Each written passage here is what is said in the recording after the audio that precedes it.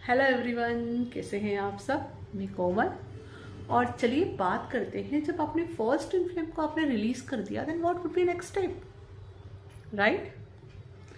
कि आपने इतना काम किया अपने आप पे कि फर्स्ट इन फिल्म आपका रिलीज हो गया मतलब अब आप उससे हो सकता है फिजिकल कांटेक्ट में नहीं हो, किसी तरह से कम्युनिकेशन में नहीं हो। अब क्या करना है? अब आपको ये करना है कि अगर अभी भी उनकी कही कुछ बातें या कोई व्यवहार आपको आज की तारीख में भी आपके अंदर दर्द उत्पन्न कर रहा है, आपको अनईजीनेस दे रहा है, या उनके बारे में सोच के अगर आपके अंदर अभी भी एग्रेशन आता है या विक्टिम या विक्टिमाइजर की फीलिंग आती है, तो डैट मीन्स अभी तक आपने उनको पूरी तरह से रिलीज नहीं किया है। वह करने की ज़रूरत है। What it means?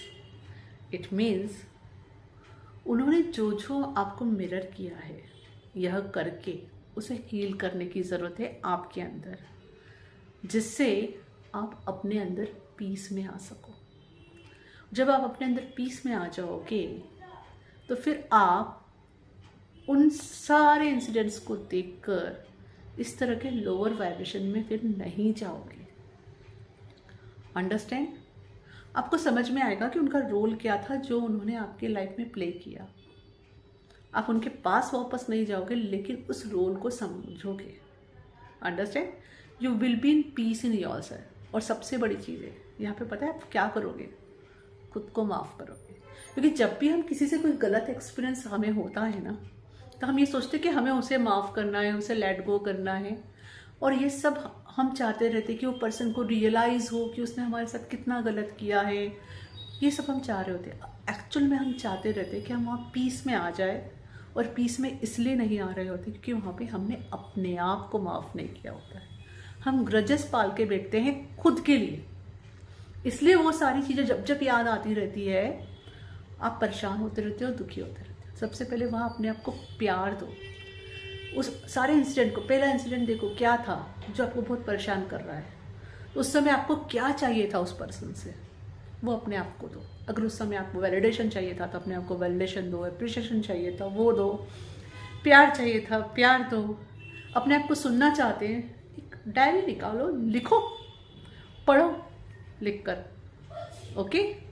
एक्नॉलेजमेंट दो, एक्सेप्टेंस दो। जब आप ये करोगे तो आप पीस ऑफ माइंड में आ जाओगे, उनके रोल को भी समझोगे, फिर अपने आप को भी कोसना बंद करोगे जो अनकॉन्शियसली आप कर रहे हो, ओके। और अपने आप को भी प्यार से पूरी तरह स्वीकार करोगे कि wow, you gone through that process and now you are free.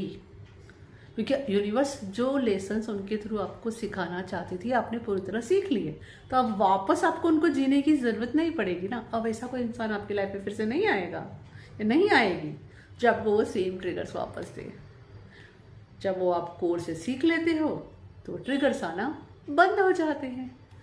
Very simple, ठीक है। और अगर कोई लेवल का ट्रिगर बाकी है तो फिर अब उतने डेप्थ से नहीं आता है। क्यों? क्योंकि आपने उसकी रूट से हीलिंग कर दी है, ओके। और फिर जो कुछ बचा है वो भी कंपैशनेटली आप हील कर देते हो। अंडरस्टूड? तो this is your next step.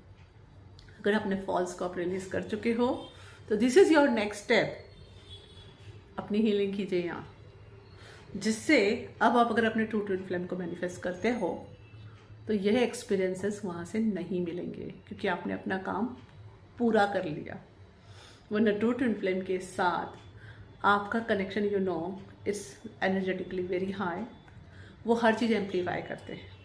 आपके अंदर का गुड भी वह एम्पलीफाई करके बताएंगे, और आपके अंदर का जो पार्ट है जहाँ पे काम करना है वो भी आपको फिर एम्पलीफाई करके ही बताएंगे। उनकी एनर्जी ऐसी ही होती है, और सेम चीज़ आप भी उनके साथ करोगे, okay. You will also amplify everything. Understand? So this is the information, little information. I hope this will help you to take your next step. Thank you. Hari Om Tat Sat.